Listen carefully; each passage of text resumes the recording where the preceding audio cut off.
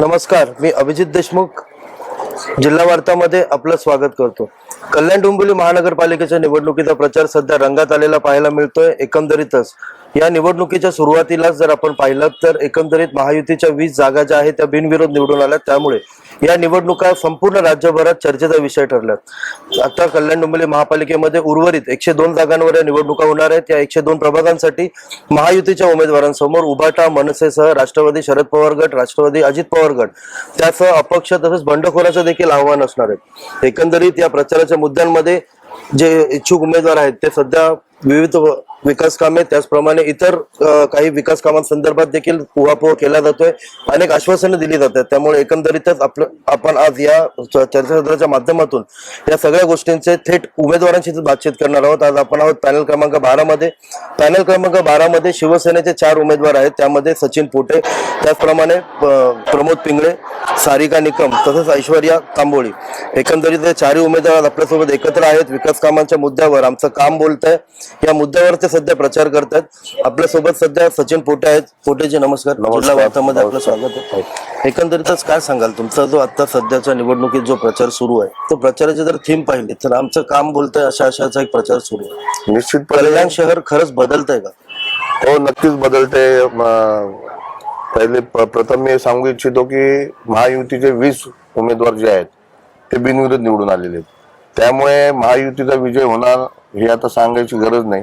आणि पूर्वी जे खासदार असायचे ते फक्त रेल्वे संदर्भातले प्रश्न घेऊनच संसदेत भांडायचे, बाकी शहराच्या विकासासाठी ते प्रयत्न करायचे नाही।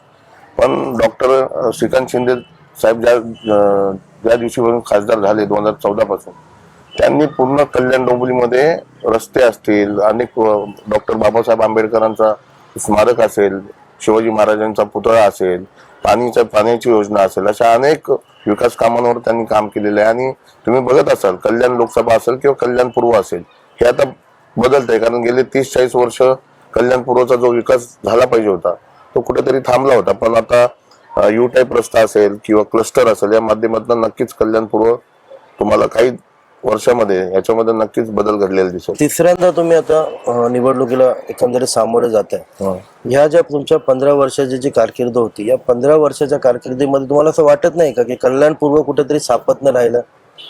कसं असतं, कुठलंही शहर त्याचा विकास जर व्हायचा असेल किंवा डेव्हलपमेंट व्हायची असेल तर तिथला जो नेता असतो तो दूरदृष्टी त्याला असली पाहिजे, तो नेता विजनरी असला पाहिजे।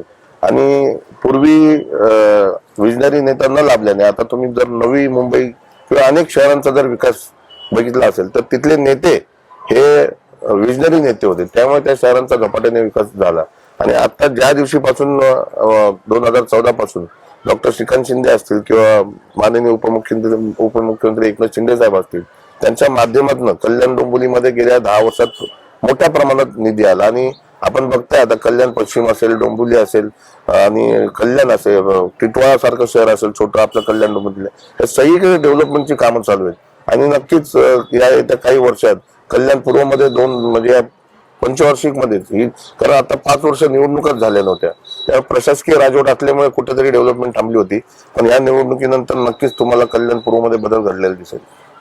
पिंगळेजी, तुम्ही देखील इथून मागे देखील नगरसेवक होता, एक टर्म तुमची देखील जवळपास 2 टर्म तुम्ही नगरसेवक होता त्या ठिकाणी। काय वाटतं एकंदरीत स्टेशन लगतचा हा परिसर आहे कल्याण पूर्व, आजही इथे पाण्याची समस्या आहे, अस्वच्छतेचं साम्राज्य आहे। पुन्हा एकदा तुम्ही आता निवडणुकीला सामोरे जातात, पुन्हा प्रचारामध्ये तेच मुद्दे आहेत। काय तुमचा आता विकासाचा अजेंडा असणार आहे पुढे प्रचाराचा? हे बघा, जसं आता सचिनने सांगितलंय की आम्ही गेली 10 वर्ष 15 वर्ष आमच्या प्रभागात जेवढं आमच्याकडून शक्य होईल जी निधी आम्हाला मिळत होती ती अगदी तुटपुंजी निधी मिळत होती। परंतु मागील 5 वर्ष प्रशासकीय राजवट होती। 15 ते 20 नव्या नगरसेवकाच्या काळामध्ये जेवढ्या सुविधा आम्हाला देता आल्या त्या आम्ही लोकांपर्यंत पोहोचत होतो आणि लोकांना देत होतो। परंतु मागील 5 वर्षामध्ये प्रशासकीय राजवट असल्यामुळे महानगरपालिकेकडून जेवढी सत्ताधाऱ्यांवरती एवढा अधिक प्रशासकांवरती जेवढा अंकुश बसायला पाहिजे त्याकरिता नगरसेवक असणं गरजेचं आहे। आणि हे नगरसेवक तिथे नसल्यामुळे हा थोडासा सावळा गोंधळ झालेला आहे। परंतु डॉक्टर श्रीकांत शिंदे साहेबांच्या माध्यमातून आज जो काय फंड येतोय की आला आहे, तर त्याच्यात निश्चितच या ज्या काही समस्या आहेत या सगळ्या त्रुटी निर्माण झाल्या त्या दूर होतील. ताई, आपल्यासाठी एक प्रश्न आहे. पहिल्यांदाच निवडणुकीला सामोरे जात आहे, महिला आहात, काय प्रचाराचा मुद्दा असणार आहे तुमच्या यावेळेला? प्रचाराचा मुद्दा तर हाच असणार आहे की जी आम्ही कामं केलेली आहेत आणि काही अपूर्ण राहिलेली आहेत ती पूर्ण करण्याचा प्रयत्न करणार आहोत. आणि हेच गटारी, पाण्याचा प्रश्न, परत हे अस्वच्छता वगैरे हे व्यवस्थित झालं पाहिजे हेच. आणि राजकारणात माझे मिस्टर सासूबाई असल्यामुळे मला बऱ्यापैकी याचं ज्ञान आहे. दादा, तुमच्यासाठी एक प्रश्न आहे की आजही जर आपण पाहिलं तर ज्या आता उमेदवार आहेत त्यांच्या अजेंड्यावर तेच प्रश्न आहेत, म्हणजे गटार, पायवाट, रस्ते. त्या पलीकडे जाऊन काही विकास कामं तुम्ही आश्वासन दिलेली आहेत, काही तुमच्या अजेंड्यावर आहेत? निश्चितपणे कल्याण पूर्व मध्ये एखादं चांगलं मैदान नाही, स्पोर्ट्स कॉम्प्लेक्स नाही, यासाठी आता त्याचं काम सुरू केलंय. 100 फुटी रोडवर डॉक्टर श्रीकांत शिंदे यांच्या माध्यमातून मोठं स्पोर्ट्स कॉम्प्लेक्स डोंबिवलीच्या धर्तीवर तिथेही होतंय. परत हा जो यू टाईपचा रस्ता आहे, या यू टाईपच्या रस्त्यामध्ये जे बाधित घरं आहेत किंवा दुकान आहेत त्यांचं पुनर्वसन करूनच हा रस्ता ज्यावेळेस डेव्हलप होईल, कारण कल्याण स्टेशन जे आहे कल्याण पूर्व, याला एक अनन्यसाधारण महत्व येणार आहे. कारण सगळ्यात मोठं टर्मिनस मुंबई मधलं हे कल्याण असणार आहे. आणि ह्या पूर्ण कल्याण स्टेशन पासून फक्त कल्याण स्टेशन पर्यंत मेल येणार आणि फक्त लोकल ट्रेन हे मुंबईपर्यंत जाणार. आणि तुम्ही बघत असाल कल्याण पश्चिमचा जो रेल्वेचा भाग आहे तिथे रेल्वेकडे जागा नाहीये, तिथे डेव्हलपमेंटला चान्स नाहीये. पण कल्याण पूर्वला रेल्वेकडे भरपूर जागा असल्यामुळे जो काही डेव्हलपमेंट आता होईल ती कल्याण पूर्व मध्ये जागा आहे वगैरे सगळं मान्य आहे, मात्र हा जो प्रभाग आहे तुमचा, जो पॅनल क्रमांक 12, जो एकंदरीत हा जो प्रभाग आहे स्टेशनशी कनेक्टेड प्रभाग आहे, मात्र आजही स्टेशनशी कनेक्ट नसलेला सारखाच आहे. कारण एखाद्या नागरिकाला जर कल्याण पूर्वेतून जर स्टेशनला जायचं असेल तर किमान 1.5-2 किलोमीटर पायपीट करत स्टेशन गाठावं लागतं. निश्चितपणे आता तुम्ही बघत असाल कल्याण पश्चिम असेल आणि कल्याण पूर्वचा काही भाग आहे तो स्मार्ट सिटी अंतर्गत त्याचा समाविष्ट तो भाग केलेला आहे. आणि या रेल्वेचे ज्या डेव्हलपमेंट सुरू आहे, 22 प्लॅटफॉर्मचं काम चालू आहे, त्याच्यामध्ये कल्याण ईस्ट आणि वेस्टला जोडणारा उड्डाणपूल पण आहे. त्याच्यामुळे काही येणाऱ्या वर्षामध्ये हा देखील जो प्रश्न आहे की कल्याण पूर्वमधून कल्याण पश्चिम मध्ये जायला जो वेळ लागतो किंवा पत्रीपूल मार्गे जावं लागतं किंवा इथून आनंदवाडी मार्गे जावं लागतं, या कनेक्टिव्हिटी मध्ये आता जे स्मार्ट सिटी मध्ये ही कनेक्टिव्हिटी झाल्यावर तो प्रश्न यू टाईप रस्त्याचा अंदाज म्हणजे कधीपर्यंत हे काम सुरू होईल? याच दरम्यान काही पुनर्वसनाचा प्रश्न देखील आहे, म्हणजे अनेक नागरिकांचा या यू टाईप रस्त्याला विरोध देखील आहे. विरोधकांकडून देखील वारंवार पुनर्वसन वगैरे असे काही दावे केले जातात. तर एकंदरीत किती कालावधी लागेल अजून हे काम सुरू व्हायला? निश्चितपणे नागरिकांचा विरोध जो आहे तो यासाठी आहे की कल्याण डोंबिवलीमध्ये जितके पण रस्ते मोठे झाले, डेव्हलप झाले, त्या रस्त्यामध्ये बाधित झालेल्या लोकांना आजपर्यंत घरं मिळाली नाहीत. त्याच्यामुळे निश्चित लोकांची तक्रार ही असणार आहे, लोकांच्या कंप्लेंट असणार आहे.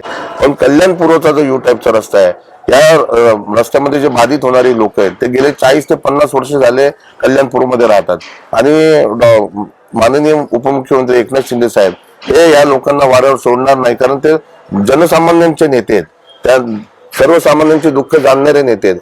आणि हा रस्त्याला मंजुरी आलेली आहे, त्याच्यासाठी जो निधी आहे तोही उपलब्ध झालेला आहे. निवडणुकीनंतर लोकांचं पुनर्वसन, ज्यांची 100% घरं त्याच्यामध्ये जातात आहे, 100% जे दुकानं त्याच्यात जातात, त्यांचं पुनर्वसन केल्यानंतर या रस्त्याचं काम सुरू होणार आहे. त्या लोकांना घाबरायची गरज नाही. पहिल्यांदा असं होणार आहे की कल्याणपूरमध्ये लोकांचं पुनर्वसन झाल्यानंतरच त्या रस्त्याचं काम सुरू होईल. ताई, तुमच्यासाठी एक प्रश्न आहे. तुम्ही देखील तरुण आहात, पहिल्यांदाच निवडणुकीला सामोरे जातात, प्रचारानिमित्त तुम्ही प्रभागात फिरत असाल, काय समस्या जाणवतात तुम्हाला प्रामुख्याने? मुख्याने तर ही समस्या दिसतात की लोकांना पाणी नाही येते, रस्ते गटार तुंबलेली आहेत, आरोग्यावर त्याचा खूप इफेक्ट होतोय, त्यांना आजार होतात ते स्वच्छ पाणी न मिळाल्यामुळे. तर त्यावरच काम करायचं.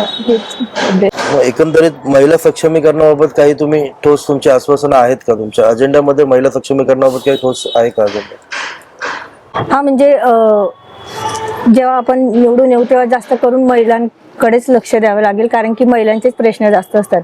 मग ते पाण्याच्या बाबतीत असेल, काही असेल, आरोग्याच्या बाबतीत असेल, परत त्यांना काम वगैरे जास्त करून. हा, एक महिला जेव्हा सकाळी उठते तेव्हापासून तिची दिनचर्या सुरू होते, प्रामुख्याने सर्व समस्या त्यांनाच भेडसावतात, म्हणजे सकाळी उठल्यावर पाण्यापासून सगळ्या समस्या. तुम्ही स्वतः महिला आहात, तर काय तुमच्याकडे म्हणजे ते विकास कामांबाबत काय तुमची? आता पाण्याचे प्रश्न म्हटले तर आम्ही उल्हास नदी त्याचे शुद्धीकरण वगैरे करून पाण्याचा प्रश्न बऱ्यापैकी मिटलाच आहे. कारण की आमच्या वार्डात 24 तास पाणी असतं, म्हणजे पाण्याचा प्रश्न तर तसा नाहीच आहे.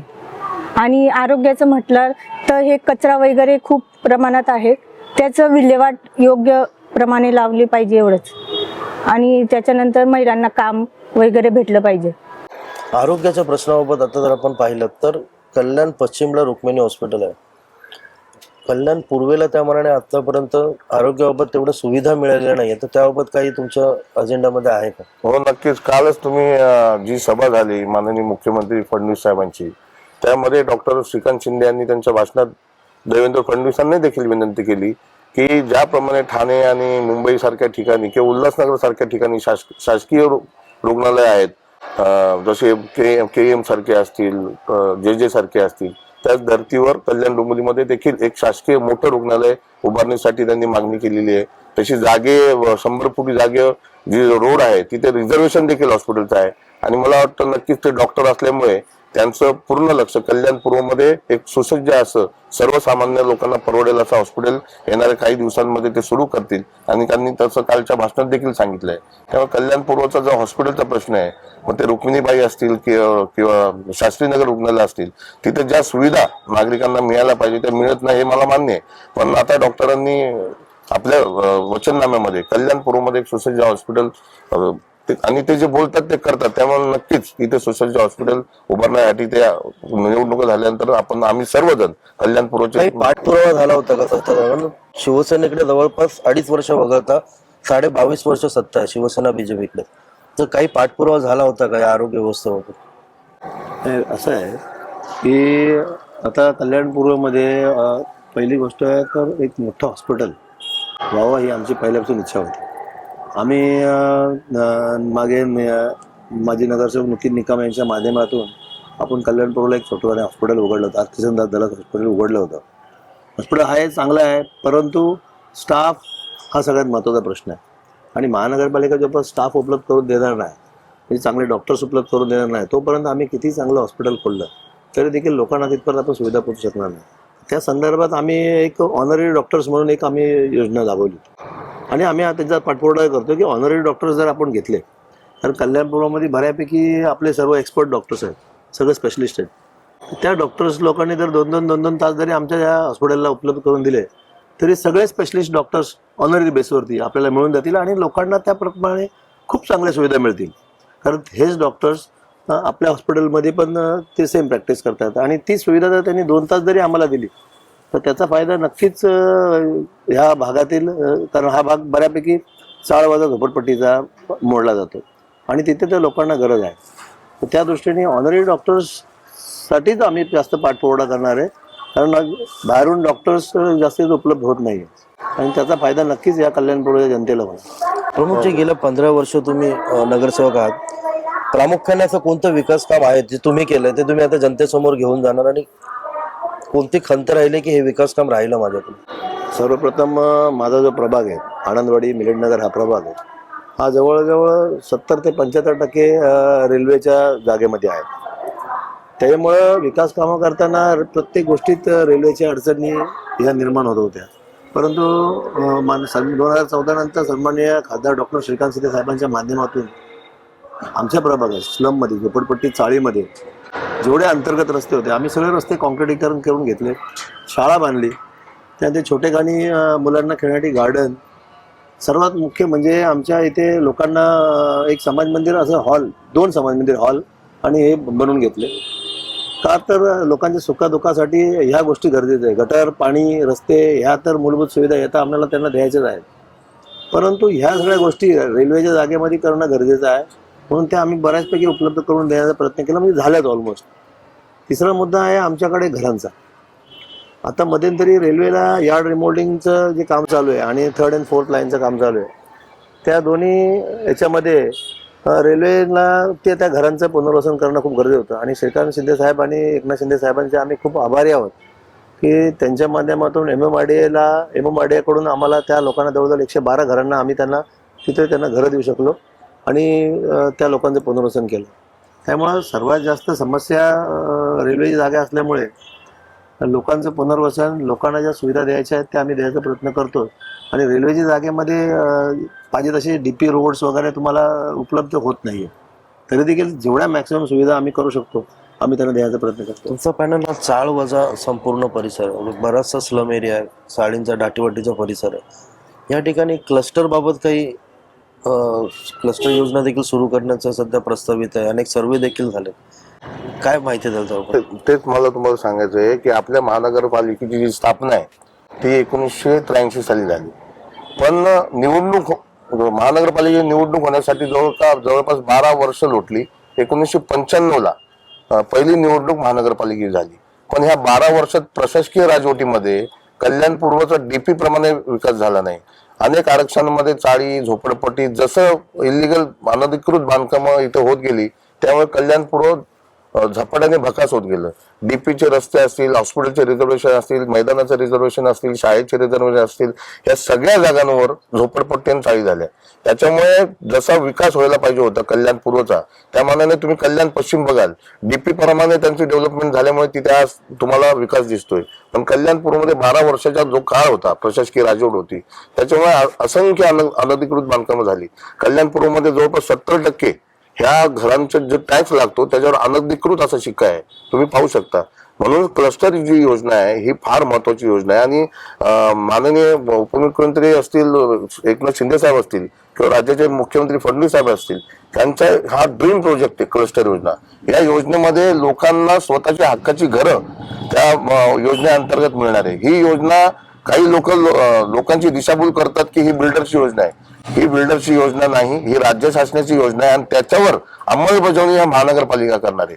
त्याच्यामुळे हा कल्याण पूर्वमध्ये जो 70% जो 70 ते 75% स्लम एरिया आहे, चाळ वजा झोपडपट्टी एरिया आहे, या सर्वांना त्यांचं स्वतःचं हक्काचं घर देण्याचं काम निश्चितपणे क्लस्टर योजनेच्या माध्यमातून. क्लस्टरचा एक सर्वे पण मध्ये सुरू मी त्याच्याकडेच येतो. मी माझ्या प्रभागामध्ये क्लस्टरचा सर्वे म्हणजे तीन एजन्सीच्या माध्यमातून 380 डिग्री म्हणजे कोणाचं किती घर आहे प्रत्येक कोणाचा सर्वे झालेला आहे. याच्यापूर्वी जे सर्वे झाले होते त्याच्यामध्ये काही लोकांची असतील, काही लोकप्रतिनिधींनी एका घराला 2 दरवाजे केले, लाभार्थी वाढवले, म्हणून ज्यांना घरं मिळायला पाहिजे होती जवाहरलाल नेहरू अंतर्गत BSUP अंतर्गत ती त्यांना मिळाली नाही. कारण लाभार्थींचा त्याच्यामध्ये मोठ्या प्रमाणात काही लोकप्रतिनिधी त्यांचे लोक घुसवली, काही लोकांनी स्वतःच्या घराला 2-2 दरवाजे काढून टॅक्स पावती लावून घेतल्यामुळे कुणालाच जो खरा लाभार्थी त्याला देखील घर मिळालं नाही. आधी त्या इमारती तशाच आहेत. पण क्लस्टर त्या सगळ्या त्रुटी दूर करून क्लस्टरची जी योजना आहे त्या 3 प्रकारे त्याचा सर्वे माझ्या प्रभावामध्ये झालाय.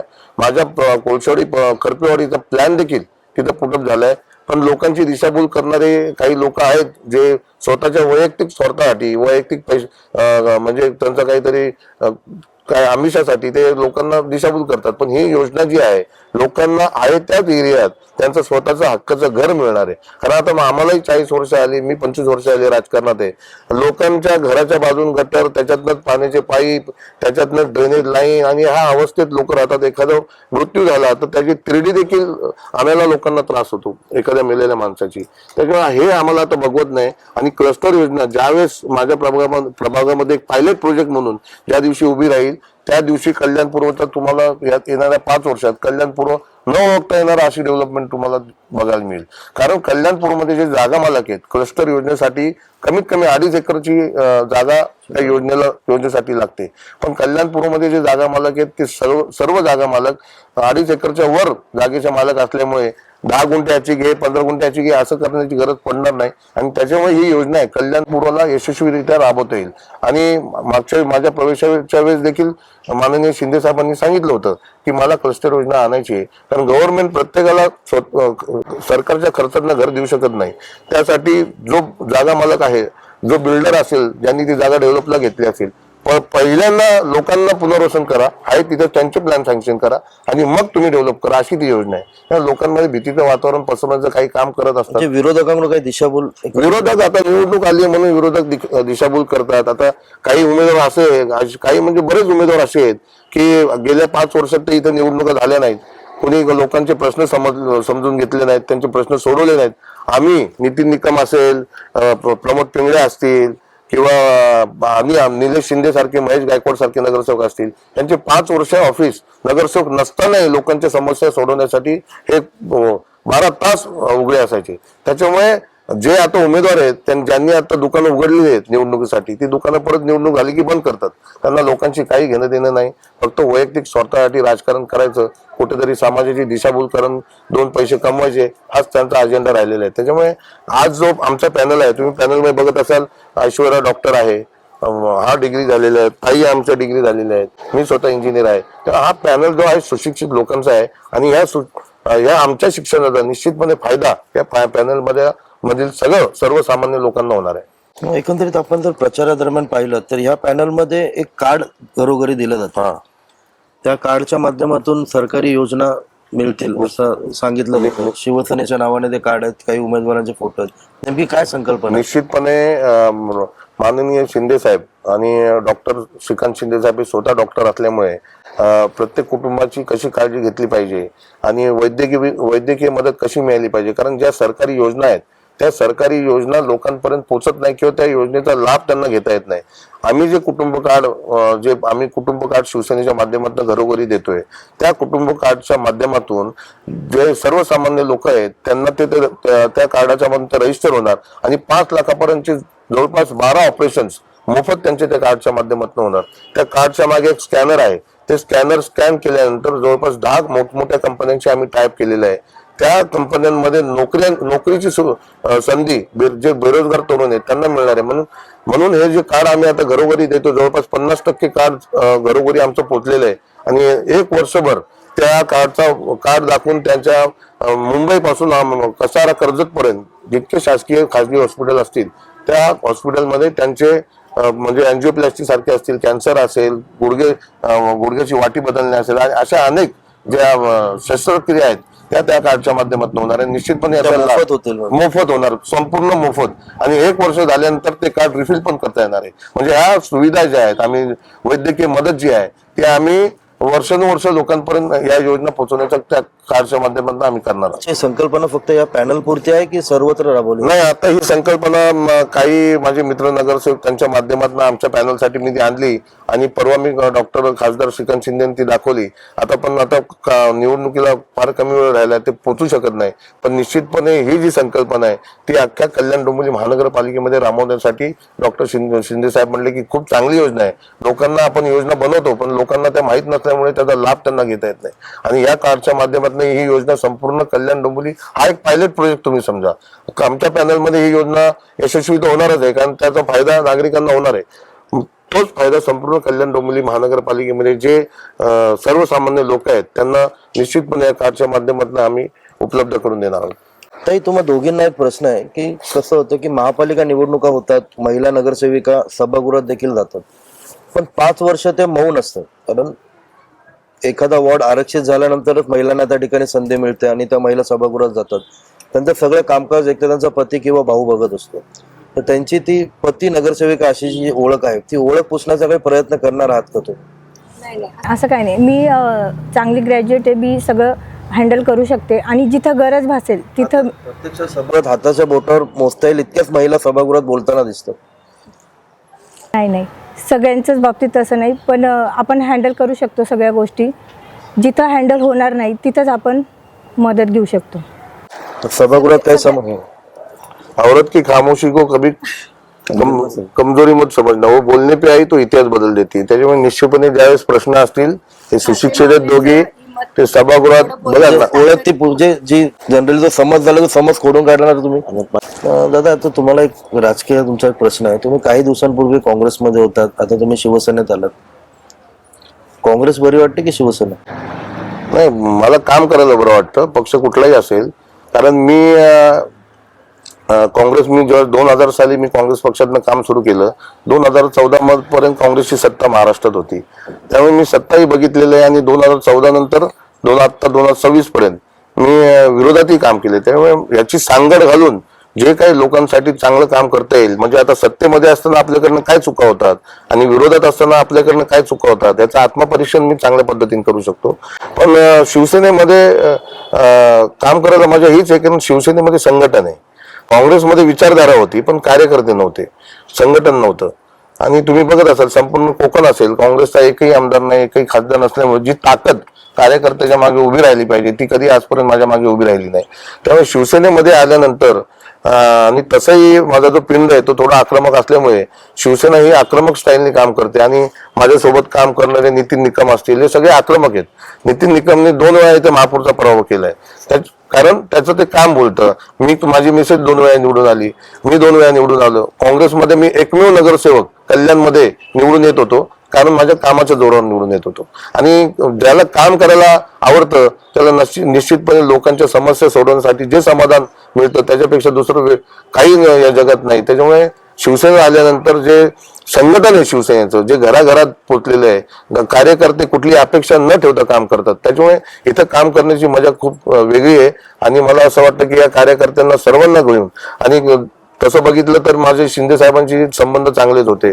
सर्व पक्षीय माझे, तुम्हाला पण माहिती आहे, सर्व पक्षात माझे चांगले संबंध आहेत.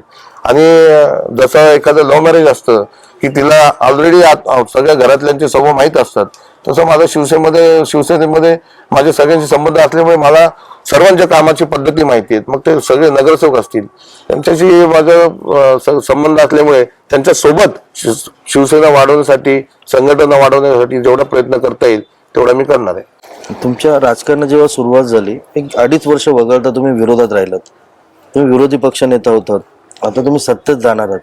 कसं काय जुळवणार आहे सगळं आता समीकरण? आता मी ज्यावेळेस विरोधात होतो किंवा विरोधी पक्षनेता होतो, मी सत्ता असताना सभागृह नेता देखील होतो. त्या विरोधी हेच प्रमोद पिंगळे त्यावेळेला सत्तेत होते, तुमच्या सभागृहामध्ये अनेकदा तुम्ही विरोधात भाषणं केलेली आहेत, आता तेच तुमच्या सोबत असतील. आता त्यावेळेस विरोधाला मी कधी विरोधाला विरोध करायचा म्हणून राजकारण केलं नाही. लोकांच्या सर्वसामान्यांच्या जे प्रश्न आहेत तेच मी सभागृहात मांडले, त्या प्रश्नांना वाचा फोडली. याचं कारण आम्ही कुठल्याही पक्षात असू, काम आम्ही सर्वसामान्य जनतेसाठीच करतो. सत्तेत जरी राहून जर एखादी गोष्ट चुकीची होत असेल तर निश्चितपणे त्या विरोधात पण मी बोलणार. मी काँग्रेसमध्ये पण सत्ता असताना जर काही गोष्टी चुकीच्या होत होत्या त्याच्या विरोधात मी आवाज उठवलाय. आणि आता तर सत्ता आणि ही लोक सगळी काम करणारी आहेत. डॉक्टर श्रीकांत शिंदे साहेब तुम्ही बघत असाल 24/7, एकनाथ शिंदे साहेब असतील 24/7 हे काम करतात. आणि मी 24 तास राजकारण करतो. त्याच्यामुळे निश्चितपणे काही मला असं वाटलं की ह्या गोष्टी नाही झाल्या पाहिजेत तर ते ऐकणारी लोक आहेत. शिंदे साहेब तुम्ही कधीही बघा, त्यांच्याकडे तुम्ही जा, ते सर्वप्रथम कार्यकर्त्याचं म्हणणं ऐकून घेतात आणि त्याच्यानंतर ते बोलतात. काँग्रेस ऐकत नव्हती, काँग्रेसचे नेते भेटतच नव्हते ना. आणि जी ताकद द्यायला पाहिजे होती ती ताकद त्यांनी कधी दिली. सर्व म्हणजे कुठल्याही गोष्टी असेल, म्हणजे सगळे सतरंजी उचलण्यापासून मला करावं लागायचं, ते आता होणार नाही. आता आमची जी जबाबदारी आहे, आम्ही चौघे आहेत, ही डॉक्टर श्रीकांत शिंदे साहेबांची जबाबदारी आहे, माननीय एकनाथ शिंदे साहेबांची जबाबदारी. त्यावेळी आम्हाला खुलं मैदान आहे काम करायला. काँग्रेसमध्ये असताना सर्व गोष्टी बॅनर पासून लोकांपर्यंत पोहोचण्यापासून मोर्चे आंदोलन करण्यापासून स्वतःला सगळं करायला लागायचं. त्याच्यामुळे आता कसं आहे, इथं हा कार्यकर्त्यांचा पक्ष असल्यामुळे इथं काम करणं जास्त सोपं आहे. पहिल्यांदाच म्हणजे शिवसेनेला घेऊन तुम्ही प्रचारात नागरिकांसमोर जाता, इतक्या वर्ष तुम्ही काँग्रेस सोबत होतात, काय रिस्पॉन्स आहे लोकांचा? खूप चांगला रिस्पॉन्स आहे. उलट काँग्रेसमध्ये मी ज्यावेळेस निवडणूक लढवायचो तर लोक मला स्पष्ट सांगायची, फक्त तू आहे म्हणून मतदान करतो, आता आमचा पक्ष काँग्रेस नाहीये. उलट आता मी शिवसेनेमध्ये आल्यानंतर, म्हणजे एक उदाहरण देतो, जी आपल्याकडे 9 वर्षाची रॅली निघते गुढीपाडव्याला, स्वागत यात्रा, त्या स्वागत यात्रेचे जे अध्यक्ष असतील, जी कमिटी आहे, ते पहिल्यांदा मला आज निमंत्रण द्यायला 2 दिवसापूर्वी आले होते. काँग्रेसमध्ये असल्यामुळे ते निमंत्रण द्यायला येत नव्हते, पण आज मी शिवसेनेमध्ये आल्यानंतर त्यांच्या मानसिकतेमध्ये देखील फरक पडला की आता हा आमच्या विचारसरणीमध्ये आलेला आहे आणि याला आपण बोलवलं पाहिजे. अशा अनेक कार्यकर्ते जे आहेत. आणि माझ्या कल्याणपूर्वमध्ये जवळपास नितीन निकमचा वाड असेल, माझा असेल किंवा गणेश ओढे असेल किंवा कल्याणपूर्वमधला बराचसा भाग जो आहे, या भागामध्ये कोकणातून आलेली लोक आहेत. आणि कोकणातली लोक ही स्वर्गीय बाळासाहेबांच्या विचारांवर काम करणारी लोक आहेत, त्यांच्यावर प्रेम करणारी लोक आहेत. त्यामुळे सर्वात जास्त आनंद जर कुणाला झाला असेल मी शिवसेने आल्याचा, तर शिवसेनेमध्ये असलेल्या कार्यकर्त्यांना झाला, शिवसेनेच्या मतदारांना झाला. तेव्हा मला त्यांच्यासोबत काम तर करणारच आहे, पण जेवढ्या जास्तीत जास्त पद्धतीने लोकांसमोर जाऊन लोकांचे प्रश्न सोडवण्याचा आम्ही प्रयत्न करणार आहोत. ताई, कसं वाटतं तुम्हाला, म्हणजे पहिल्यांदा तुम्ही आता प्रचाराला वगैरे जेव्हा जातात तर कसा रिस्पॉन्स मिळतो लोकांकडून? नाही, खूप छान रिस्पॉन्स आहे. कारण की कामं केली आहेत, कामामुळे नितीन निकम म्हणून हे नाव सगळ्यांना ओळखून आहे. कारण की मी काल पूर्ण आनंदवाडी वगैरे सगळे फिरले ना, फक्त मी यांचं म्हणजे माझं नाव आणि यांचं नाव, ते बोलतो आम्ही ओळखतो, टेन्शन घेऊ नका. त्याच्यामुळे खूप छान रिस्पॉन्स. तुम्हाला कसा रिस्पॉन्स मिळतो? माझे वडील शिवसेनामधून नगरसेवक होते, तर मलाही चांगला रिस्पॉन्स भेटतोय आणि डॉक्टर असल्यामुळे तर अजून चांगला रिस्पॉन्स भेटतोय. त्यांना जे सुविधा आम्ही सांगतोय त्यांना खूप हे म्हणजे खूप चांगलं वाटतं. हा अपिलिंग वाटतंय. कारण ॲज अ डॉक्टर म्हणून मी खूप लोकांना जवळून बघितलं, त्यांचे समस्या जे असतील, त्यांचे प्रॉब्लेम्स जे असतील ते मला खूप जवळून माहिती आहे. तर आम्हाला तेच सेवा लोकांना ॲज अ नगरसेवक म्हणून मला ते आता काम करायचं आहे. म्हणजे कोणती विकास कामं घेऊन आता तुम्ही जनतेसमोर जाताय? म्हणजे विकास कामं तुम्हाला जनतेला अजून द्यायचे? सर्वप्रथम आता जसं तुमचा मगाचा एक प्रश्न होता की बाबा कल्याणपूरच्या डेव्हलपमेंट संदर्भात काय विचार. क्लस्टर ही योजना कल्याणपूर्वमध्ये 100% राबवायला पाहिजे आणि आम्ही राबवणार आणि तिच्यातच कल्याणपूर्वचा संपूर्ण चेहरा मोहरा बदली होणार. क्लस्टरच्या माध्यमातून बरेचसे म्हणजे नुसतेच आज आमच्याकडे जसं तुम्ही मगाशी सचिनने सांगितले की रस्त्याचे रोड डेव्हलपमेंट झाले पाहिजे. कारण कल्याणपूर्व हा असा कॉम्पॅक्ट एरिया झालेला आहे. मेन डीपी रोड्सच्या पद्धतीने डीपी रोड्सच पूर्वी पहिल्यापासून जे जुने डीपी रोड्स आहेत ते मुळात मोठे मोठे डीपी रोड्स नाही आहेत. आज जसा आपला हा जो मधला रोड होता का यू टाईप रस्ता होता, जसं तुम्ही सांगितलं का तो 18 मीटरचा होता, तो आज 24 मीटरचा करून घेतला. असे 24 मीटर किंवा त्याच्यापेक्षा जास्त मोठे मोठे रस्ते हे जर प्रस्तावित नाही झाले तर तुमचा ह्या कल्याणपूर्वचा विकास होणार नाही. त्यासाठी क्लस्टर ही योजना आणणं खूप गरजेचं आहे. कारण क्लस्टर आणलं तर त्याच्यामध्ये तुम्ही नव्याने डीपी रोड्स टाकू शकता, नवे गार्डन्स लोकांना उपलब्ध करून देऊ शकता, मुलांना तिथल्या लोकांना शाळा होईल, मंदिर होईल, जे काय आपले धार्मिक स्थळ असेल त्याचा विकासाच्या मुद्द्यावरच एकंदरीत तुम्ही संपूर्ण पॅनल तुमची निवडणूक यापुढे लढणार. आणि क्लस्टर योजनेमध्ये जे आतमधले रस्ते आहेत ते मिनिमम 12 मीटर, 18 मीटर, 24 मीटरचे रस्ते आहेत. कुठल्याही शहराचा जर विकास करायचा असेल तर त्या शहरामध्ये अगोदर रस्ते झाले पाहिजेत. त्यातले आरक्षण जे टाकलेले आहेत त्याला संरक्षण दिलं पाहिजे. त्याच्यामुळे जे आरक्षित भूखंड आहेत ते रिकामे झाले पाहिजे ज्याच्यावर इलिगल बांधकाम आहेत. आणि हे जर करायचं असेल तर क्लस्टर योजना प्रभावीपणे राबवण्यासाठी निश्चितपणे डॉक्टर श्रीकांत शिंदे साहेबांच्या माध्यमातून, एकनाथ शिंदे साहेबांच्या माध्यमातून आम्ही प्रभावीपणे काम करणार. काही लोकांना जर गैरसमज असतील त्या बाबतीत तो गैरसमज दूर करण्याचं काम करणार. लोकांना आहे तिथंच स्वतःच्या हक्काचं घर त्यांच्या इमारती त्या क्लस्टरच्या माध्यमातून त्यांना इमारतीमध्ये मिळणार. त्या क्लस्टर योजनेमध्ये फायर ब्रिगेडची गाडी जाण्यासाठी रस्ते असतील, ॲम्ब्युलन्स जाण्यासाठी रस्ते असतील, छोटंसं गार्डन असेल, प्ले एरिया असेल, अशा बऱ्याच गोष्टी त्या योजनेमध्ये आहेत. आणि याचा सर्वसामान्य लोकांना निश्चितपणे योजनेतून स्वतःचं घर तर मिळेलच, पण ज्या सुविधा त्यांना ज्या टॅक्सच्या मार्फत ते महानगरपालिका जो टॅक्स भरत तो सुविधा त्यांना मिळाल्या पाहिजे त्या निश्चितपणे त्यांना ते मिळतील.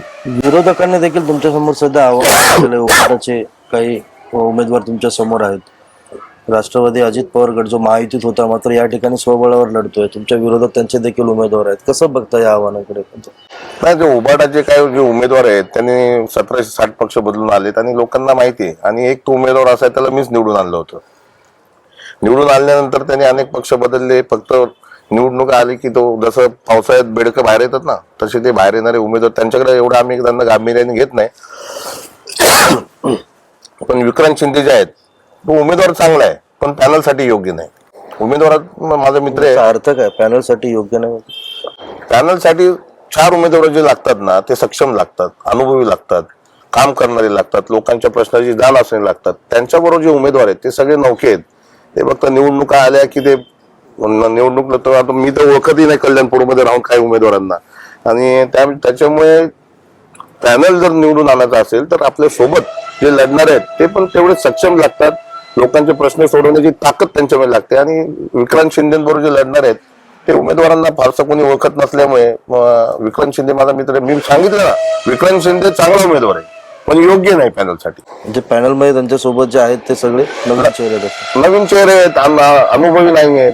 आणि आमचं पॅनल बघाल तर ऐश्वर्या डॉक्टर आहे, तिला निश्चितपणे आता नवखी असली तरी विकासाची नस, जशी पेशंटची नस बघून ती आजार सांगते तशी ती 5 वर्ष विकासाची नस पकडेल. ताई आमच्या शिकलेले आहेत, प्रमोद शिकलेला आहे, मी इंजिनियर आहे आणि सुशिक्षित आहे. आणि प्रमुख म्हणजे आम्हाला कामाचा अनुभव आहे. लोकांच्या प्रश्नाची जाण आहे. त्याच्यामुळे त्या मला असं वाटत नाही की त्या पॅनलमध्ये लोक त्यांना एवढ्या पसंती देतील म्हणून. आता एकंदरीत शेवटचा प्रश्न आहे, तुम्हाला असं का वाटतं की लोकांनी तुम्हाला मत देतील असं तुम्हाला का वाटतं? कारण की 10 वर्ष सत्तेत होतो तर एवढं कामं केलेली आहेत, बऱ्यापैकी कामं केली आहेत आणि अजून करायची पण आहेत. जी म्हणजे आता एक्सिलेटर असेल, पाण्याचे प्रश्न असतील, परत हॉस्पिटल, हे सगळं कामं मार्गी लावलेली आहेत आणि अजून बरीच कामं करायची आहेत. त्याच्यामुळे मला वाटतं की लोकांना विश्वास आहे. मतदान का करावं लोकांनी? बघा कसं आहे, लोकांच्या सुविधेसाठी आम्ही तत्पर असतो. मी रोज सकाळी, आमचा फोन सकाळी 5-5:30ला चालू होतो आणि आम्ही लोकांना त्या फोन अटेंड करतो, त्यांचे प्रश्न सोडवण्याचा प्रयत्न करत असतो. त्याच्यामुळे आम्ही 24/7 लोकांसाठी आहे. आणि माझा वॉर्ड आहे, हा स्लम एरिया, पूर्ण बऱ्यापैकी या चाळावाला झोपडपट्टी आहे. इथे 24 तास तुमच्यासाठी, लोकांसाठी उपलब्ध राहणारे व्यक्ती पाहिजे. कुठल्याही AC केबिनमधून बसून काम चालणार नाही. लोकांना छोटे, कारण आमच्या स्लम एरियामध्ये लोकांना छोटे प्रश्न आहेत, काय खूप मोठे मोठे प्रश्न नाहीत. या छोटे प्रश्न सोडवण्याकरता तिथलं लोकल व्यक्ती असणं गरजेचं. तिथे 24/7 लोकांना उपलब्ध असणारे व्यक्ती असतात. आम्ही विकास तर लोकांच्या संदर्भात मदतीला धावून येणार आणि धावून येतोय त्याच्या अगोदर पण.